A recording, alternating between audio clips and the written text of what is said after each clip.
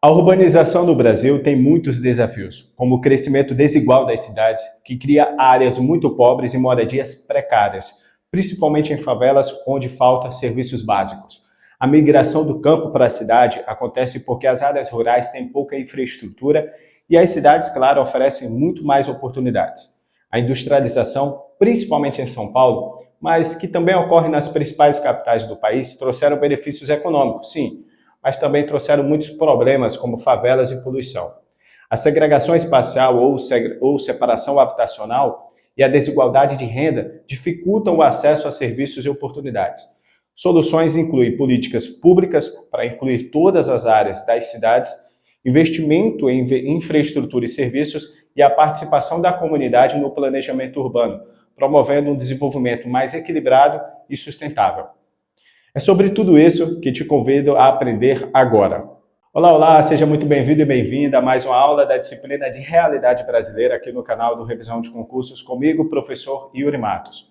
Em Realidade Brasileira estamos abordando em diversas aulas muito da história do Brasil, geografia, geopolítica, sociologia e, claro, uma pitada de economia e seus efeitos sociais.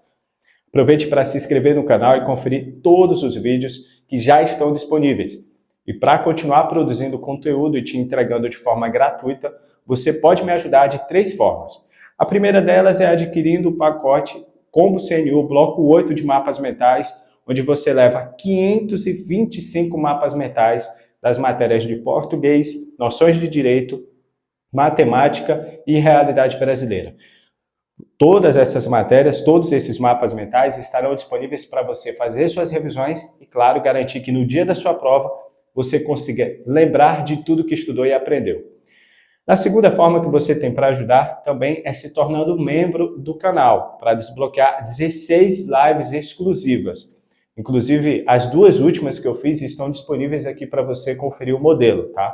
Com essas lives você terá mais de 24 horas de conteúdo resolvendo questões das matérias de realidade brasileira e tem algumas também de noções de direito, direito constitucional e direito administrativo.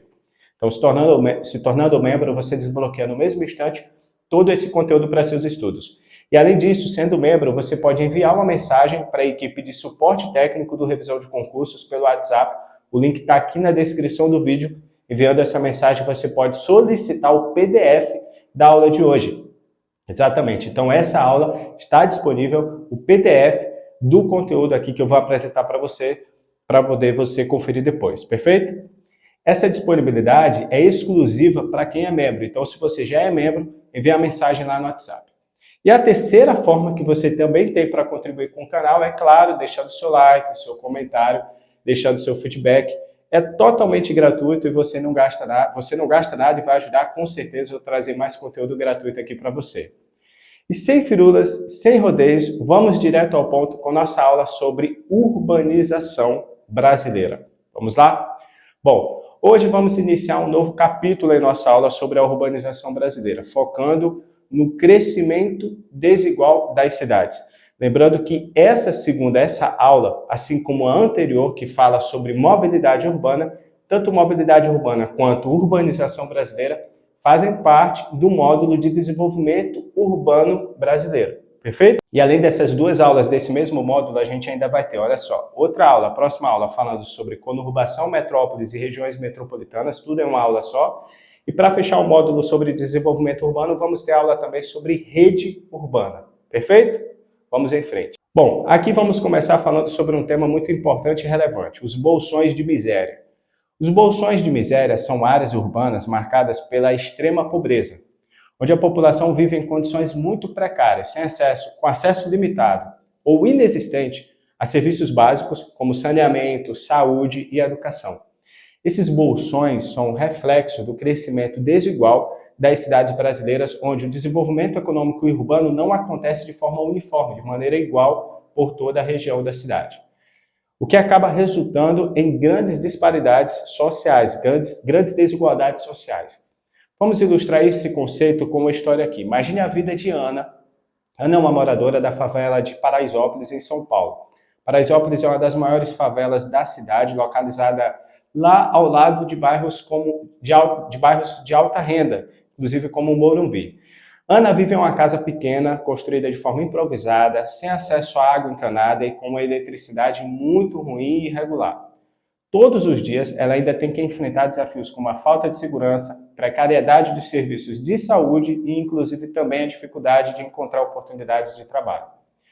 A situação de Ana é fictícia, mas não é irreal.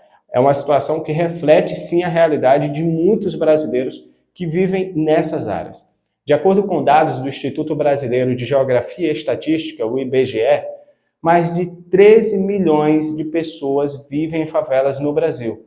Isso representa cerca de 6% da população, eu digo, da população urbana, perfeito? 6% da população urbana.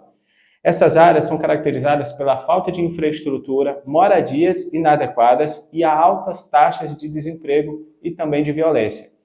Os bolsões de miséria surgem devido a uma combinação de fatores históricos do Brasil, também fatores econômicos e fatores sociais.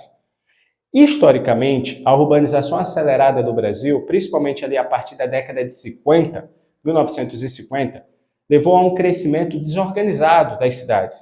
A migração em massa do campo para as cidades, que nós exploramos em outras aulas para trás, em busca de melhores oportunidades de trabalho e de vida, superou a capacidade das áreas urbanas de oferecer habitação e serviços adequados para essas pessoas. E como resultado disso, muitos migrantes acabaram se estabelecendo em áreas periféricas e desprovidas de infraestrutura.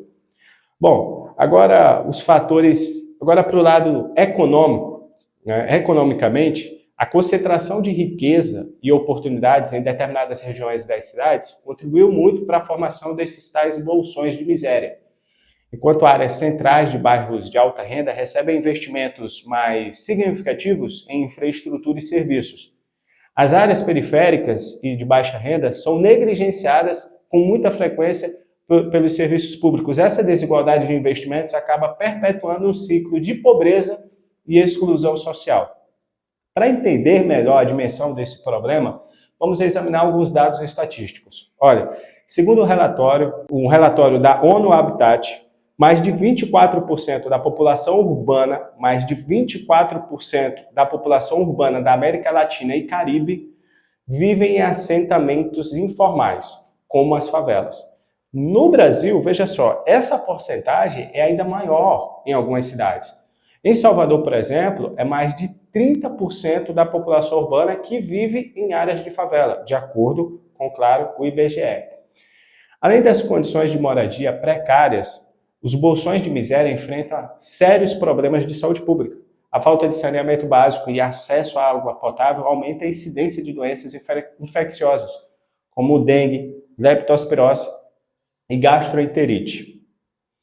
A precariedade dos serviços de saúde, com poucas unidades de atendimento e profissionais insuficientes, agrava ainda mais a situação. Um fato interessante é que, apesar das adversidades, as favelas são locais de intensa atividade econômica e cultural. Não podemos esquecer disso. Lá, nessas comunidades, acontecem sim pequenos negócios, comércios informais e iniciativas comunitárias que acabam acontecendo, começando, florescendo nessas áreas, mostrando a resiliência e a criatividade dos seus moradores frente a tantas adversidades. Paraisópolis, que eu acabei de citar, por exemplo, possui uma vibrante cena cultural com grupos de dança, música e arte e que acaba atraindo a atenção nacional e até internacional. Para mitigar os problemas dos bolsões de miséria, várias soluções podem ser implementadas. Uma das principais é o investimento em infraestrutura e serviços públicos nas áreas de favela. Projetos de urbanização integrada, como o Programa de Aceleração do Crescimento, PAC, do governo federal, esses programas têm sido adotados para melhorar as condições de vida dessas áreas com a construção de moradias e saneamento básico e redes de água e esgoto. Continuando nossa aula sobre urbanização brasileira, estamos no capítulo de crescimento desigual. Você acompanha aqui no diagrama da aula, tá? Agora o tema será moradias precárias, um tópico fundamental para você entender as desigualdades urbanas e os desafios habitacionais que o Brasil enfrenta. Lembrando que esse é um assunto aqui da aula de urbanização brasileira que faz parte do módulo de desenvolvimento urbano do Brasil, que está presente aí no edital do Concurso Nacional Unificado no módulo 8 da matéria de realidade brasileira. Então, alguma dúvida Se tem alguma dúvida que isso aqui faz parte da nossa realidade? Total, né? Então continua comigo que no final vamos ter os memory cards para resolver juntos sobre todo esse assunto. E garantir que você tenha de fato fixado todo o conteúdo da aula. Vamos lá. As moradias precárias são um reflexo do crescimento urbano desordenado e da falta de políticas habitacionais eficazes. No Brasil, milhões de pessoas vivem em condições inadequadas, sem acesso a serviços básicos e em áreas de risco. Para ilustrar, vamos entender a história de José, que é um trabalhador que vive uma ocupação irregular numa periferia de uma grande cidade brasileira. Olha só, José, assim como muitos brasileiros, migrou do interior para a cidade em busca de melhores oportunidades de trabalho e de vida. Só que sem condições de pagar aluguel nas áreas centrais, ele acabou se estabelecendo ali em uma ocupação irregular, onde construiu sua casa com materiais improvisados como madeira e telhas de amianto.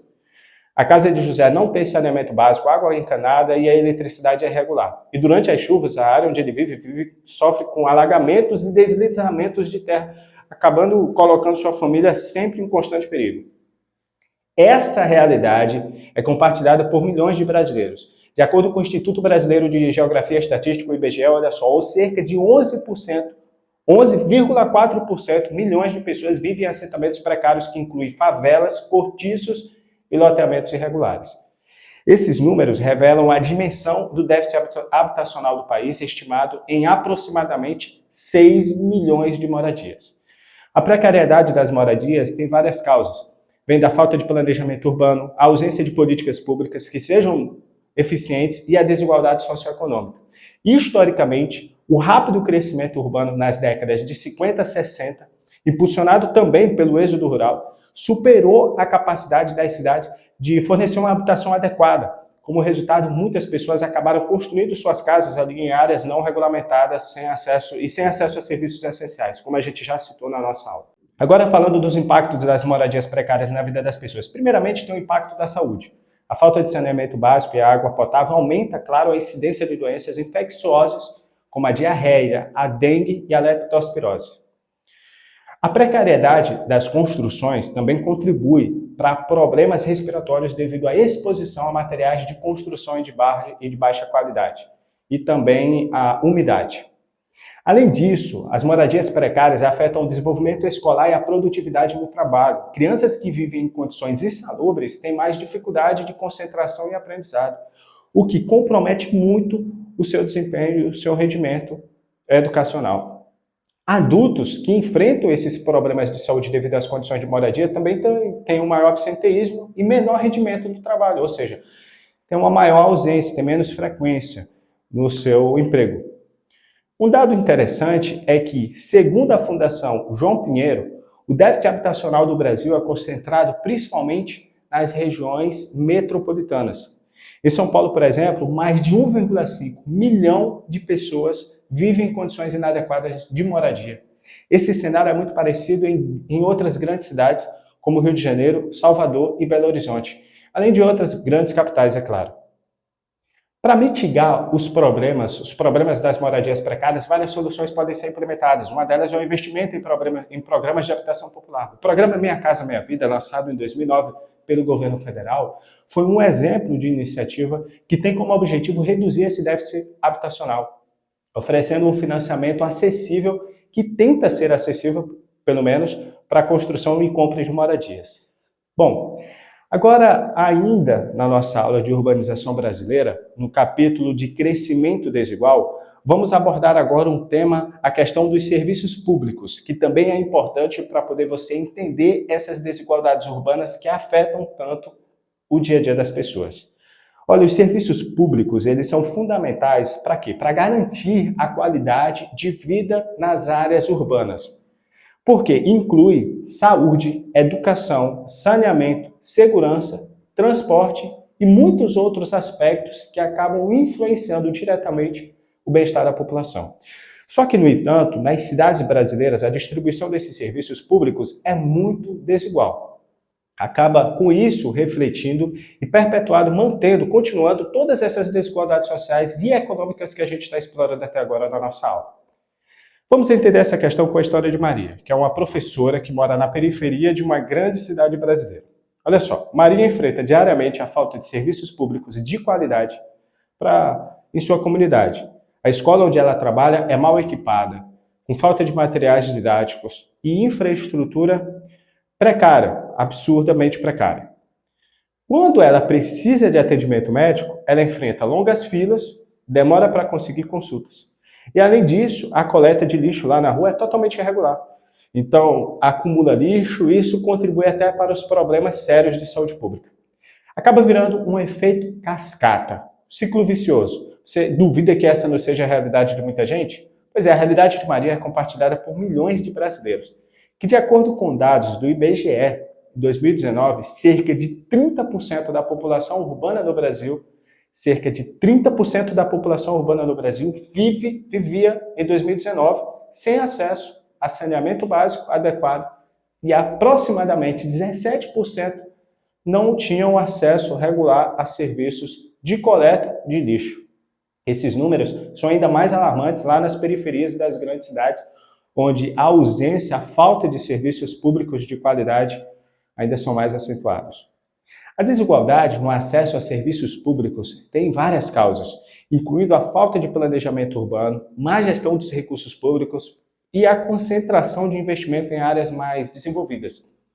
Historicamente, o rápido crescimento das cidades não foi acompanhado por um aumento proporcional da oferta dos serviços públicos, o que acabou resultando em uma infraestrutura totalmente insuficiente para poder atender a toda a demanda da população.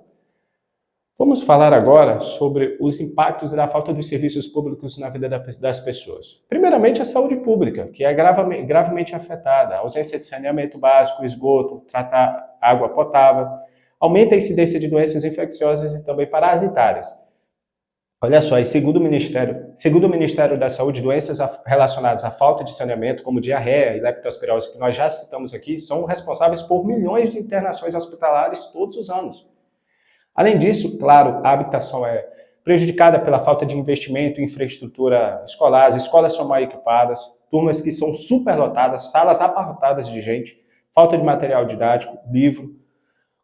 Tudo isso compromete a qualidade do ensino e desenvolvimento do estudante. De acordo com o Índice de Desenvolvimento de Educação Básica, o IDEB, as escolas situadas em áreas periféricas geralmente apresentam os piores desempenhos. E outro aspecto crítico é a segurança pública. A falta de policiamento adequado e investimento à prevenção à violência acaba gerando altas taxas de criminalidade nessas áreas mais carentes e pobres. E um dado curioso é que em muitas favelas a segurança é frequentemente mantida por organizações criminosas, que preenchem o vácuo deixado pelo Estado. E isso acaba criando uma situação até paradoxal, porque a segurança é garantida por meios ilegais, pela própria comunidade. E para mitigar os problemas relacionados à desigualdade e ao excesso de serviços públicos, várias soluções podem ser implementadas. E uma das principais é a descentralização dos investimentos. Então é muito importante que os recursos públicos sejam distribuídos de maneira mais igualitária, com foco nas áreas que mais necessitam de melhorias. Programas de urbanização integrada, como o Programa de Aceleração do Crescimento, o PAC, eu já mencionei aqui na aula, eles têm sido adotados para melhorar a infraestrutura e os serviços públicos nas áreas mais carentes. Bom, vamos dar início ao nosso estudo agora sobre êxodo rural, que é um fenômeno que tem um impacto profundo na organização brasileira. Aqui nós vamos focar especificamente em um termo chamado repulsa do campo, que é um dos fatores que levaram a muitas pessoas a saírem das áreas rurais e migrarem para as grandes cidades. Lembrando que para trás temos 2 aulas falando especificamente de todo esse processo, de todo esse cenário de êxodo rural, que as pessoas passaram a buscar moradias nas grandes cidades, perfeito? Então não esquece de dar uma conferida lá. Para começar aqui, vamos entender o que significa esse termo repulsa do campo. Esse termo se refere aos fatores negativos e condições adversas que fazem com que as pessoas deixem as áreas rurais em busca de uma vida melhor nas cidades. Esses fatores, eles podem ser tanto econômicos quanto sociais, como também ambientais. Vamos entender um pouco com a história de João, que é um agricultor lá do sertão nordestino. João e sua família vivem da agricultura de subsistência, então eles cultivam milho e feijão. No entanto, a seca prolongada, a agricultura de subsistência, eles praticamente plantam, vivem do que produzem, perfeito? No entanto, vamos lá, a seca prolongada e a falta de infraestrutura acaba deixando a vida no campo extremamente difícil. As plantações de João são frequentemente acabam falhando devido ali à falta de água. A ausência de serviços básicos de saúde e educação, tudo isso faz com que ele e a sua família acabam considerando migrar para as cidades. A história de João é compartilhada por milhões de brasileiros que enfrentam dificuldades parecidas no campo. E um dos principais fatores que contribui para essa repulsa do campo é a falta de infraestrutura e serviços básicos. Muitas áreas rurais no Brasil não têm acesso a água potável, eletricidade, saneamento básico e saúde e educação. Essa carência de serviços essenciais acaba deixando a vida no campo muito difícil e limitando as oportunidades de desenvolvimento. Segundo dados do IBGE, em 2010, apenas 33,4% das propriedades rurais no Brasil tinham acesso à água encanada e somente 8,4% estavam ligadas à rede geral de esgoto. A falta de infraestrutura adequada é um dos principais motivos pelos quais as pessoas acabam abandonando o campo e buscando por melhores condições de vida nas grandes cidades. E outro fator importante é a precariedade nas condições de trabalho e a baixa renda na agricultura. Muitos trabalhadores rurais enfrentam condições de trabalho muito árduas, longas jornadas e baixos salários. A mecanização da agricultura também acaba contribuindo muito para a redução de empregos nos campos. Se você não assistiu às aulas para trás, a mecanização da agricultura foi muito abordada. Foi quando, resumidamente, o campo começou a incorporar o uso de máquinas na sua produção e isso acabou gerando menores salários e, claro, consequentemente, a falta de oportunidades, onde acentuou ainda mais a procura das pessoas por trabalho nas cidades. Perfeito? Não esquece de conferir lá nas aulas. Eu detalho muito mais todo esse processo, o período em que aconteceu e onde foi mais acentuado. Bom, isso acabou levando muitas famílias a buscar alternativas nas cidades. A concentração fundiária é outro aspecto que acaba impulsionando a repulsa no campo. Concentração fundiária. No Brasil, a posse da terra é altamente concentrada e isso acaba deixando pequenos agricultores sem acesso à terra ou com parcelas insuficientes, pequenas partes para poder sustentar suas famílias. De acordo com o Censo Agropecuário de 2017, aproximadamente 1% dos estabelecimentos rurais detém 47,5% da área total das propriedades agrícolas no Brasil. O que esse dado quer dizer? Quer dizer que a maior parte das áreas que são cultiváveis, as propriedades agrícolas que são cultiváveis, que possuem sua produção ativa, né, seu trabalho de produção ativo, pertence a poucos estabelecimentos, ou seja, pertence a poucos proprietários. Né? Poucos proprietários detêm uma parcela, a maior parcela das áreas rurais que são cultiváveis. Ou seja, acaba sobrando uma parcela menor, uma quantidade menor para o pequeno agricultor, para a agricultura familiar, por exemplo, por conta dessa concentração de terras nas mãos de poucos proprietários, de alguns poucos proprietários. Não é bem distribuído, não é bem dividido. É concentrado nas mãos de poucos a parcela das áreas que tem uma maior produção agropecuária no Brasil. Perfeito? Só que, além disso, os eventos climáticos, as secas, inundações também acabam desempenhando, claro, um papel, acaba contribuindo para a repulsa no campo. No sertão nordestino, por exemplo, é frequentemente afetado por longos períodos de seca, o que acaba dificultando muito a agricultura e a sobrevivência das famílias rurais.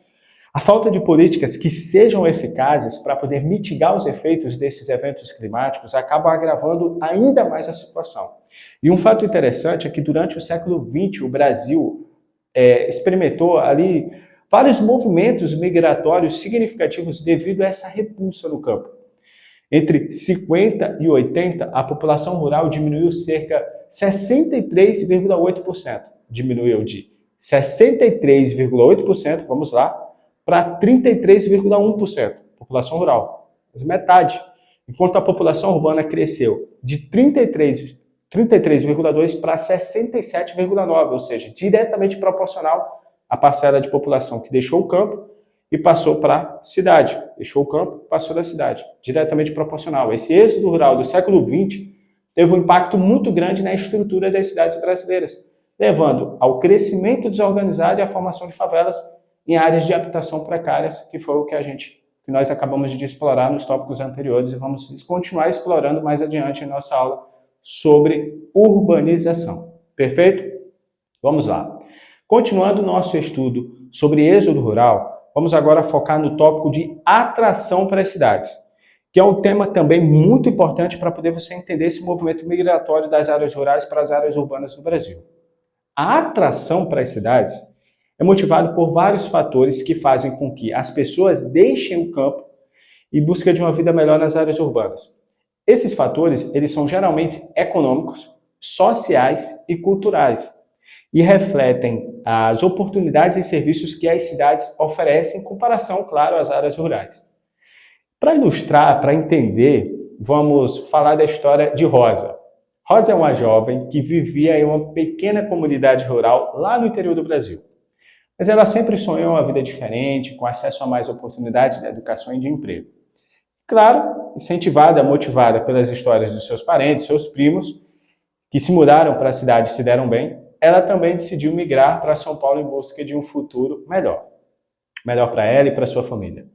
A história de Rosa, é claro, compartilhada por muitos e muitos brasileiros que são atraídos pelas promessas de uma vida melhor nas cidades. Um dos principais fatores para a atração é a oferta de emprego. As áreas urbanas, principalmente as grandes cidades, elas concentram a maior parte das oportunidades econômicas e de trabalho. Segundo o IBGE, de 2019, as regiões metropolitanas abrigavam cerca de 50% da população brasileira e geravam mais de 70% do produto interno bruto do Brasil, do país, o PIB. As cidades também oferecem as melhores oportunidades de educação. A presença de escolas e de universidades e centros de formação profissional também é um grande atrativo para os jovens que procuram melhorar suas qualificações e também suas perspectivas de carreira. Nas áreas rurais, o acesso à educação de qualidade é até muitas vezes limitado ou nem existe, com escolas muito longe e infraestrutura inadequada. Outro fato importante é o acesso a serviços de saúde. As áreas urbanas têm mais hospitais, clínicas e profissionais de saúde e acabam proporcionando um atendimento muito maior e um atendimento mais especializado, consegue fazer um atendimento mais específico para algumas necessidades. Para muitos que vivem no campo, a falta de acesso a cuidados médicos também é um problema muito crítico que acaba levando a melhores condições de saúde nas cidades. As cidades também oferecem uma variedade de serviços e infraestrutura que acaba melhorando a qualidade de vida, claro, das pessoas. Aqui a gente cita o saneamento básico, a eletricidade, o transporte público e opções de lazer e cultura. Esses serviços acabam sendo muito escassos ou até nem existem nas áreas rurais, o que deixando a vida nas cidades até muito melhor e mais atraente, claro. O fato interessante é que, durante o século XX, o Brasil passou por um processo de aceleração de urbanização. Entre 1950 e 2010, a população urbana do país cresceu de 36% para 84,4%, perfeito?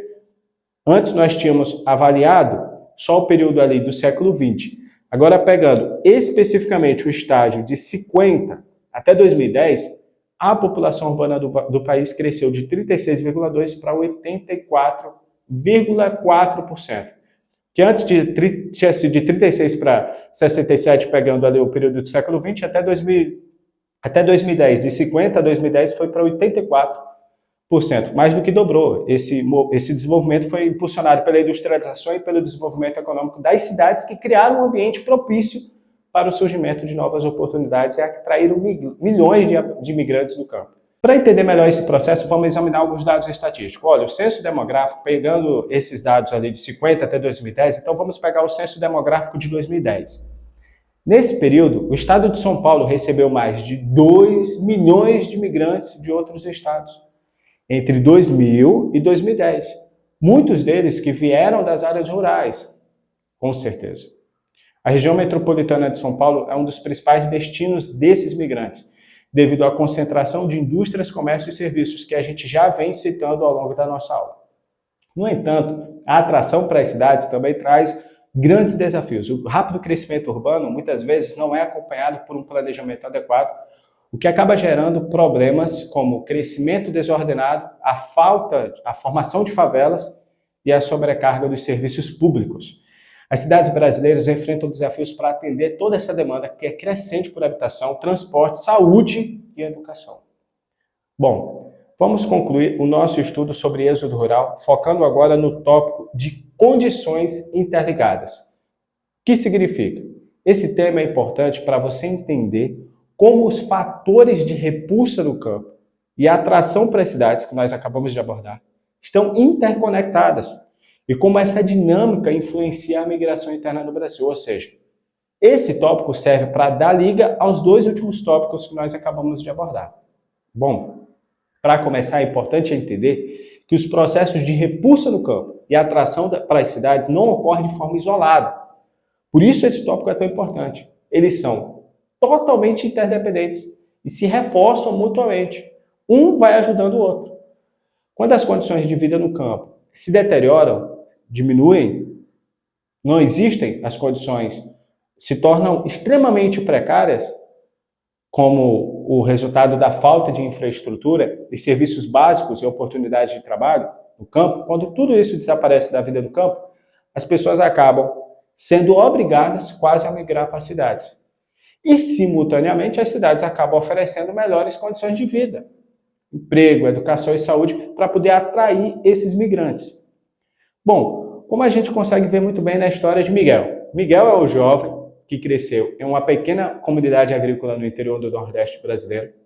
A seca prolongada e a falta de acesso aos serviços de saúde e educação. Ele não conseguia ter acesso a médico, morava em uma região muito longe, muito menos educação. Então, Miguel deixou a vida no campo e viu a vida no campo insustentável para ele e sua família. Então, ele decidiu mudar para Salvador, capital, na esperança de encontrar lá melhores oportunidades de emprego e uma vida mais digna. A história de Miguel é um retrato de como as condições de repulsa no campo e a atração para as cidades estão totalmente interligadas. A seca e a falta de infraestrutura no campo acaba impulsionando a decisão de migrar, enquanto que as oportunidades de emprego e serviços urbanos disponíveis em Salvador atraíram ele para a cidade. Então, a tal da faca e o queijo na mão, ou a falta da faca e o queijo. Vamos analisar alguns dados para entender melhor essa interligação. De acordo com o IBGE, entre 2000 e 2010, mais de 2,6 milhão de pessoas migraram de áreas rurais para urbanas no Brasil.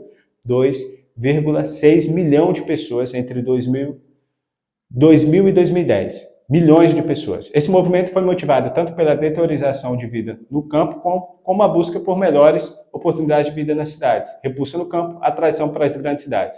Regiões Nordeste e Norte apresentaram as maiores taxas de migração rural e urbana, devido às adversidades climáticas e à falta de investimentos em infraestrutura rural. Mas, além disso, o desenvolvimento desigual entre áreas urbanas e rurais contribui também para essa interligação. Enquanto as cidades acabam recebendo investimento significativo em infraestrutura, serviços e oportunidades econômicas, as áreas rurais acabam ficando à margem do desenvolvimento e não recebendo, ficam sem receber esse investimento. Essa desigualdade acaba criando esse ciclo vicioso. A falta de investimento no campo leva à migração para as cidades.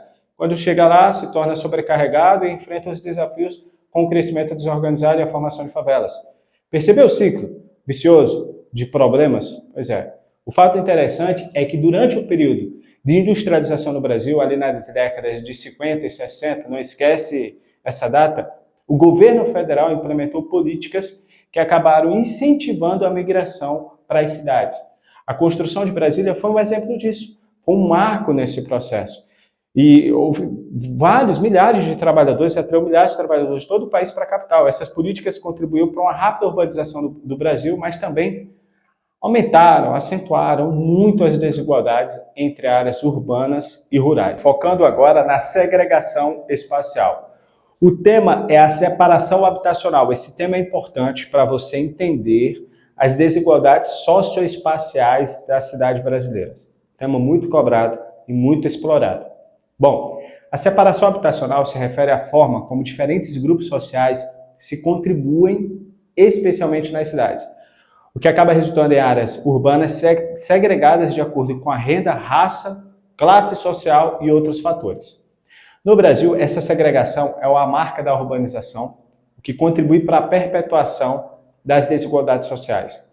Vamos começar aqui com a história de Carlos e Diana, que ilustra muito bem essa questão. Carlos vive em um bairro de alta renda em São Paulo, com acesso a infraestrutura completa, escolas de qualidade, hospitais bem equipados, transporte eficiente e áreas de lazer. Ana, por outro lado, mora em uma favela na periferia da mesma cidade, onde a falta de saneamento básico, serviços públicos precários e a violência são constantes. Essa diferença reflete a separação habitacional que caracteriza muitas das cidades brasileiras. E isso é segregação espacial. Isso. A segregação espacial tem raízes históricas. No Brasil, o processo de urbanização foi marcado pela exclusão e pela concentração de riqueza em determinadas áreas.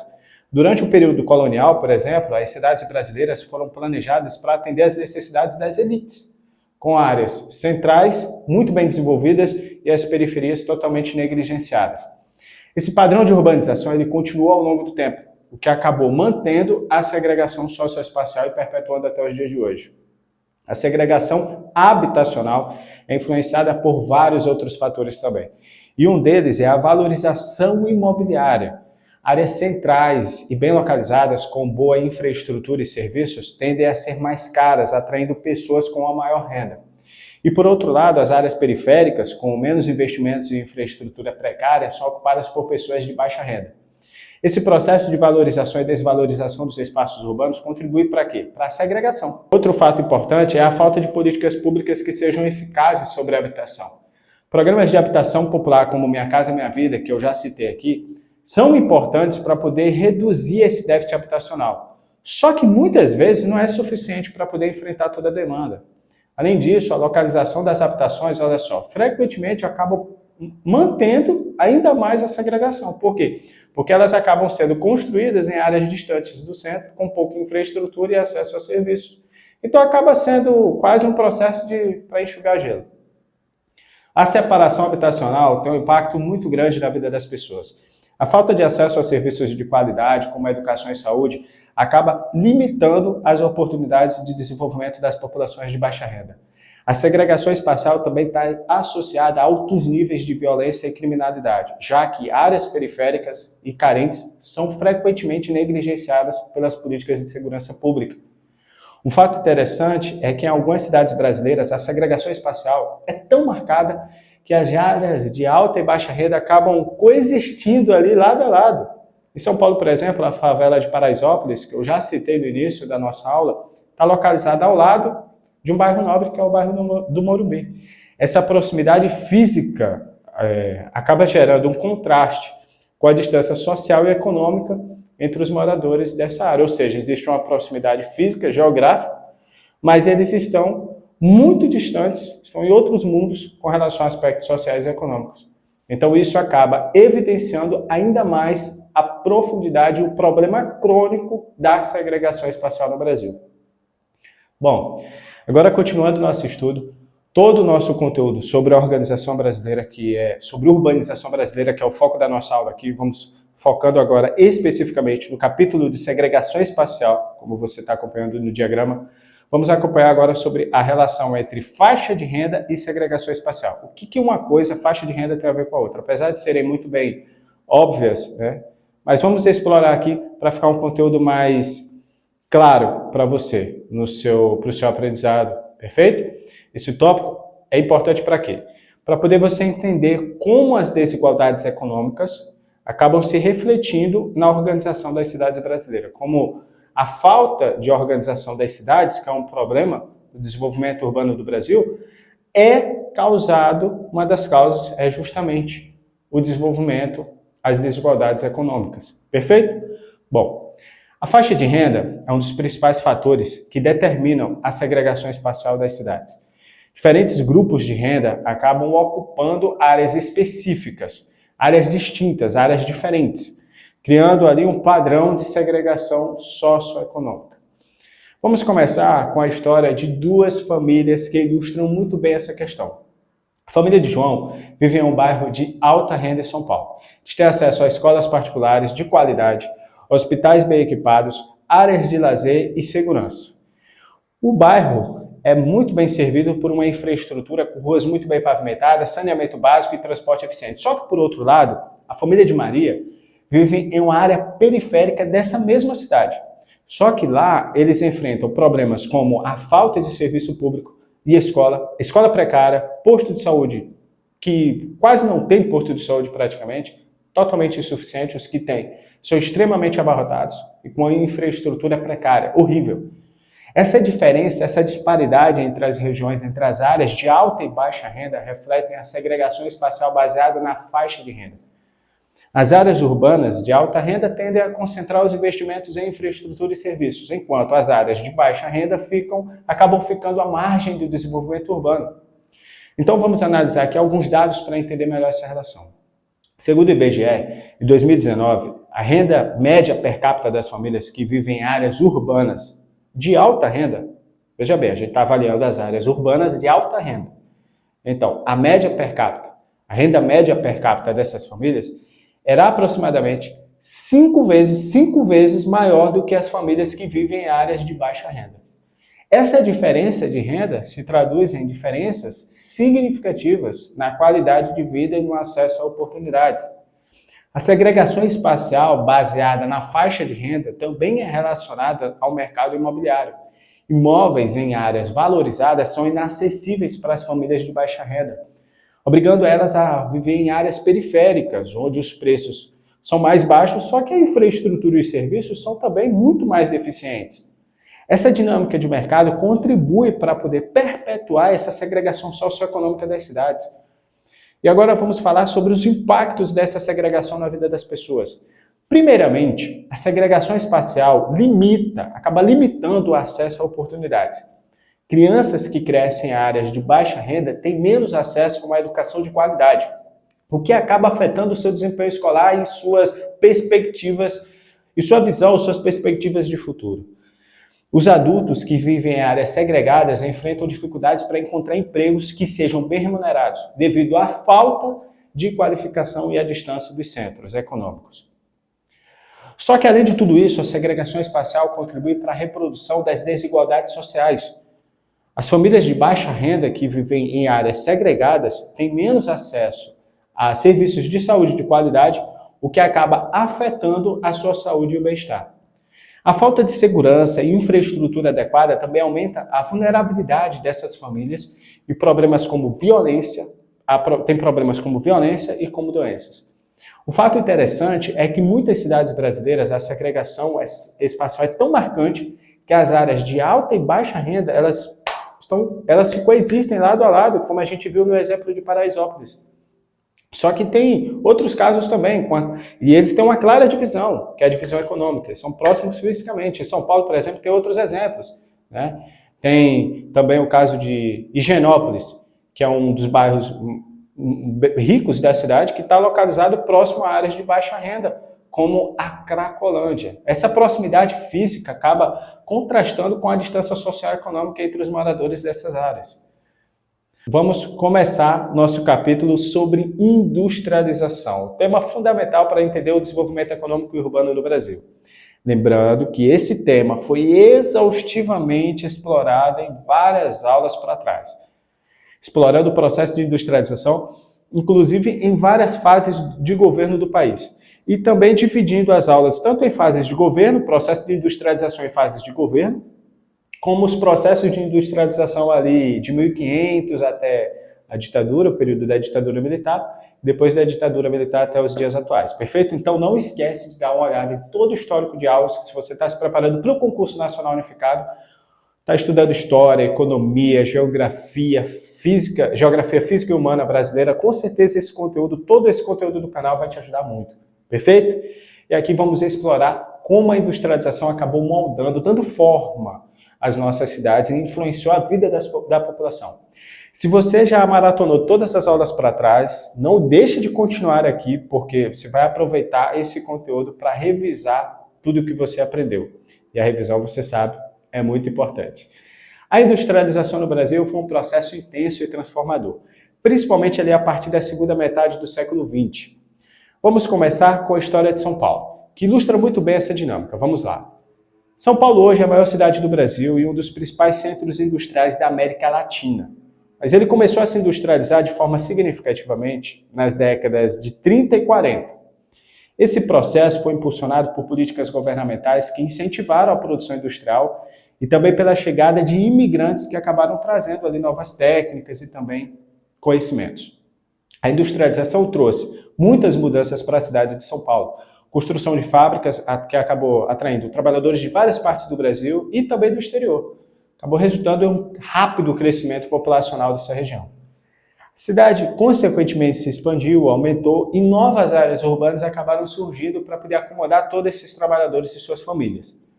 Isso levou à construção de moradias, escolas, hospitais e outras infraestruturas urbanas necessárias para poder suportar essa crescente população. Rápido resumo, revisão geral, já se localizou, né? Pois é, vamos continuar.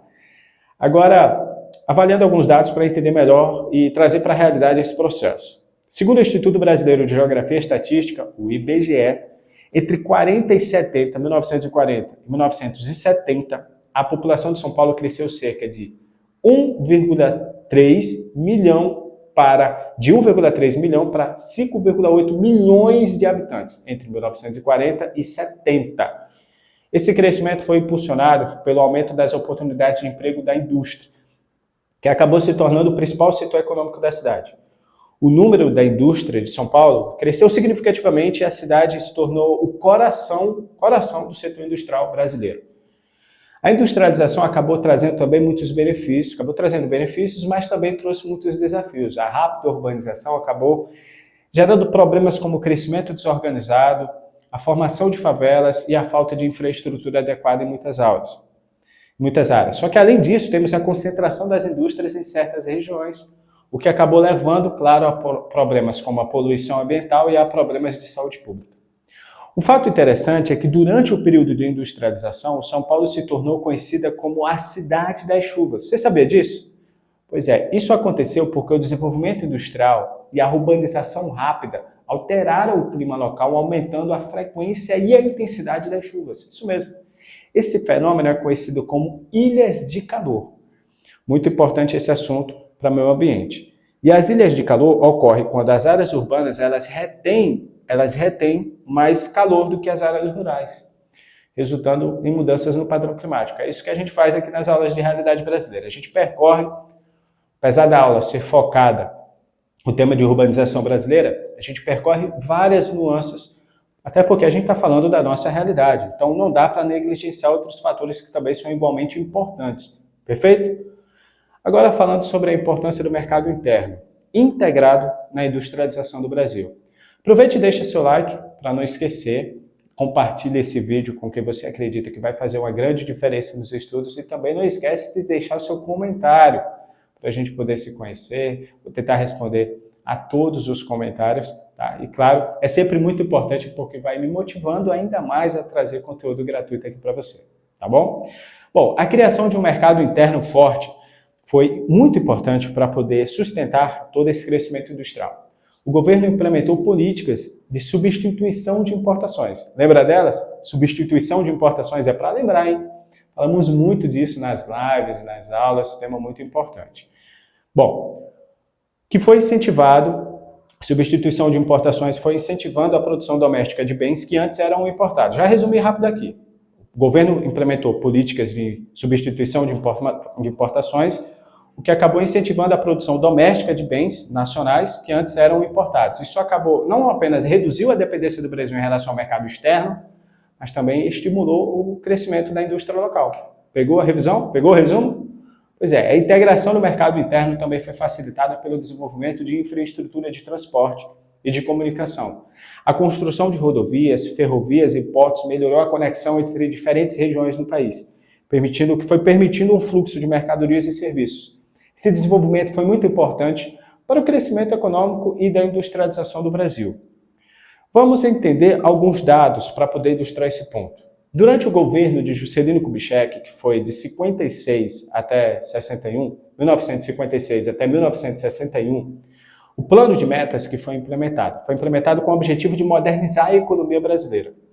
Esse plano incluía a construção de estradas, como a rodovia Brasília-Belém, e a expansão da infraestrutura energética, como a construção de usinas hidrelétricas. Percorremos vários tópicos de realidade brasileira aqui.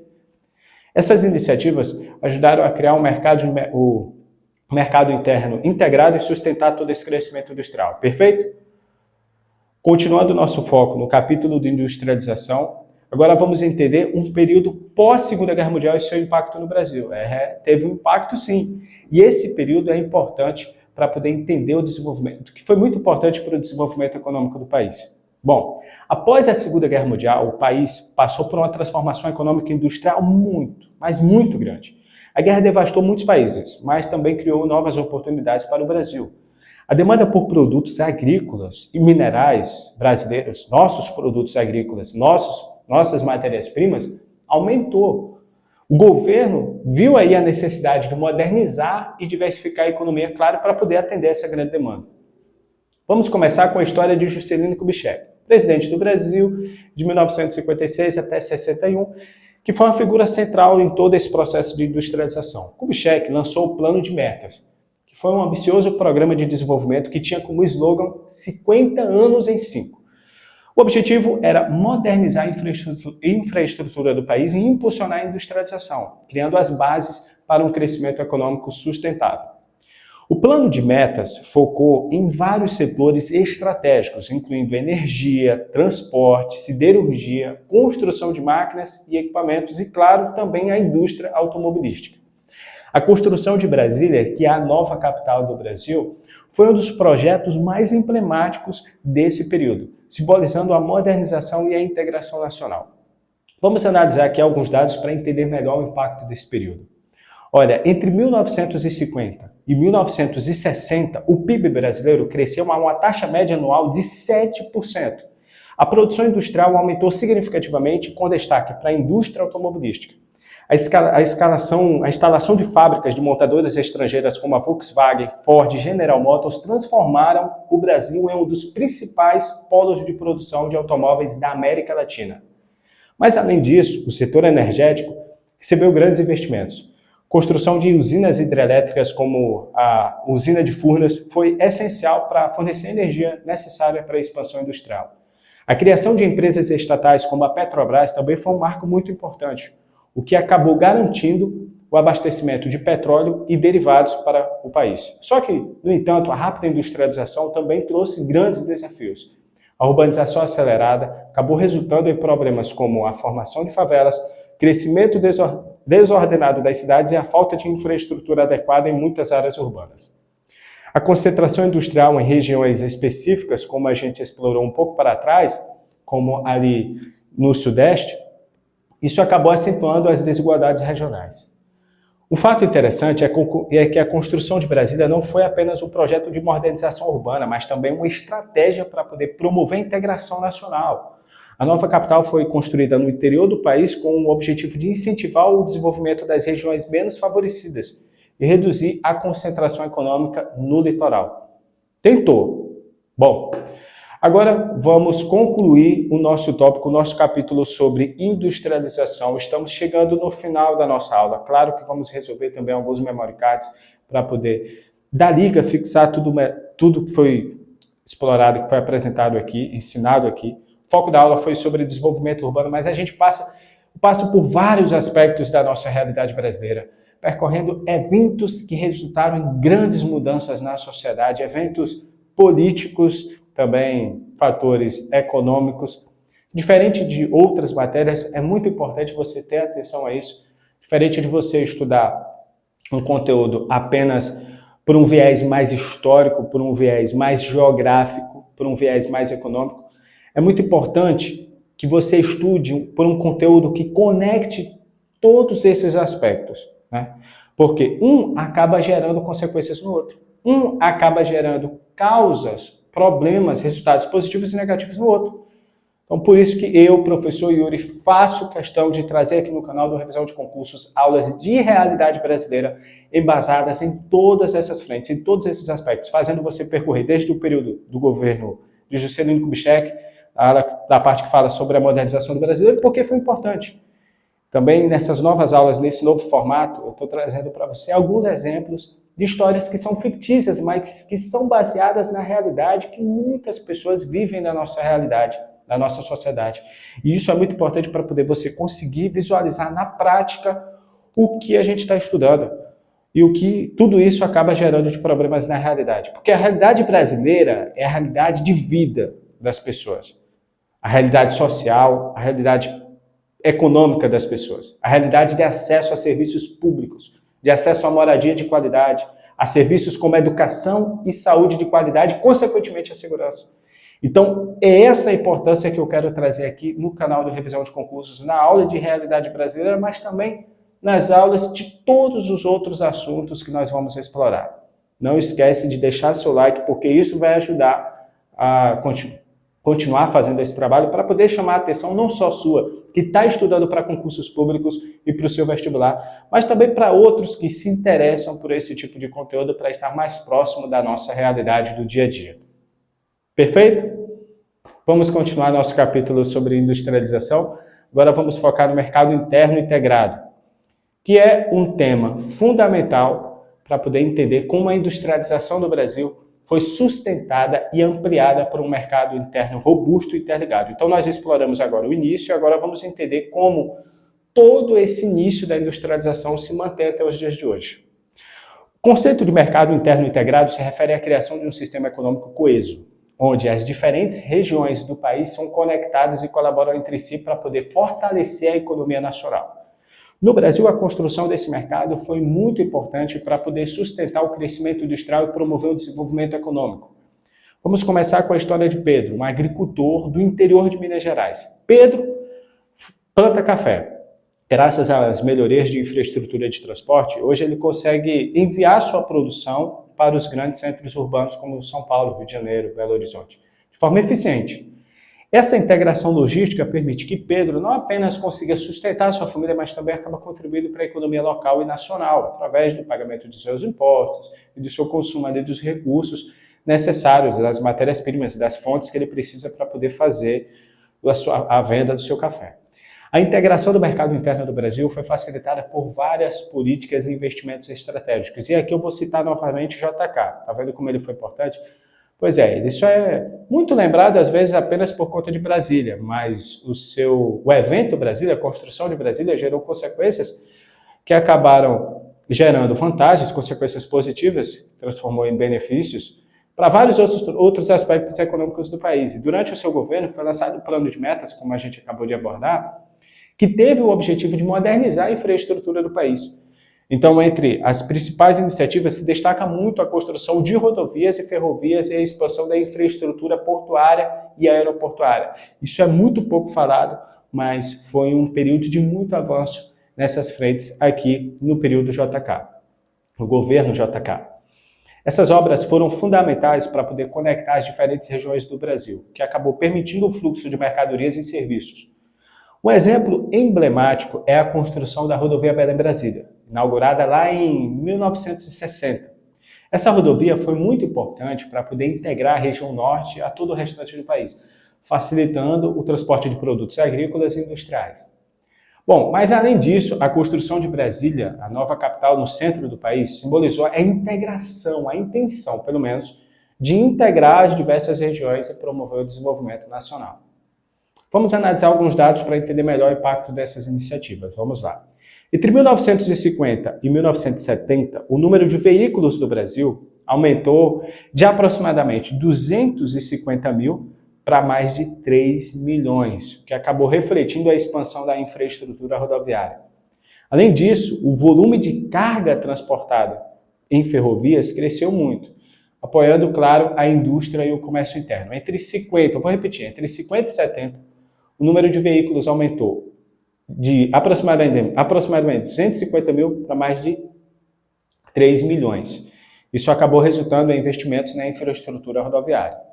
A criação de empresas estatais como a Petrobras e a Eletrobras, muito importante isso aqui, também foi fundamental para o desenvolvimento do mercado interno, de todo esse mercado interno. Essas empresas garantiram o fornecimento de energia e combustíveis necessários para poder toda a indústria trabalhar, fortalecendo a infraestrutura econômica do país. A integração do mercado interno não apenas facilitou o crescimento industrial, mas também promoveu a inclusão social e econômica. Ao conectar essas áreas rurais e urbanas, as políticas de integração acabaram ajudando um pouco a reduzir as desigualdades regionais e criando novas oportunidades de emprego e de renda. Por exemplo, A expansão da indústria automobilística em São Paulo gerou milhares de empregos diretos e indiretos, beneficiando ali trabalhadores de diversas regiões. Mas antes de continuar, deixa eu só lembrar uma coisa aqui para você, porque eu tinha esquecido. Vamos lá, eu vou terminar, falta só alguns instantes para a gente concluir, fechar com chave de ouro o conteúdo da nossa aula. Mas eu vou revelar para você agora qual que vai ser a programação das nossas aulas aqui com relação a esse novo formato de conteúdo. Você está vendo que agora o conteúdo é mais denso, mais completo, né? Então a gente percorre por várias nuances aí da realidade dentro de um mesmo tópico, da estrutura de um mesmo tema, e como vai funcionar esse novo formato. A gente vai abordar todos os tópicos de realidade brasileira nesse novo formato. Vai ser só nos tópicos de Reston, aqui do nosso conteúdo, que já está disponível no canal. Nós já tivemos aulas para trás, né, no período das aulas, de todos os tópicos, até chegar agora no desenvolvimento urbano brasileiro. Perfeito? Essas aulas anteriores tinham um método mais de revisão. Então, como vai funcionar? Eu decidi continuar os tópicos, que já foi para trás, já tem conteúdo para os seus estudos. A gente vai continuar daqui para frente, vai percorrer outros temas também, como matriz energética, estou preparando um conteúdo bem completo para você. Só que depois que a gente finalizar todos os tópicos que faltam daqui para frente, do edital aí de realidade brasileira, estou seguindo aí o edital do Concurso Nacional Unificado, mas esse edital é um exemplo para vários outros concursos que cobram também a disciplina de realidade brasileira, todos eles vão seguir o mesmo formato. Então, depois que a gente fechar o edital dos tópicos para frente, com as aulas nesse novo formato, com a aula mais completa, depois que a gente fechar os tópicos para frente, eu vou voltar novamente lá do período da independência, república, formação territorial brasileira. Então, eu vou voltar com todas essas aulas mais completas para você. Aí vai ser lindo. Aí você vai estar, claro, preparado 100% para o seu concurso. Vou tentar fazer isso nessa reta final já. Gera muito trabalho, por isso não esquece de deixar seu like e comentar no vídeo para que a gente possa embarcar juntos aí nessa jornada rumo à aprovação. Você vai gabaritar a prova de realidade brasileira, com certeza. Perfeito? Vamos lá. Um fato interessante é que, durante o período de industrialização, o Brasil também investiu na criação de polos industriais em diferentes regiões do país. Mas, professor Yuri, teve isso? Teve.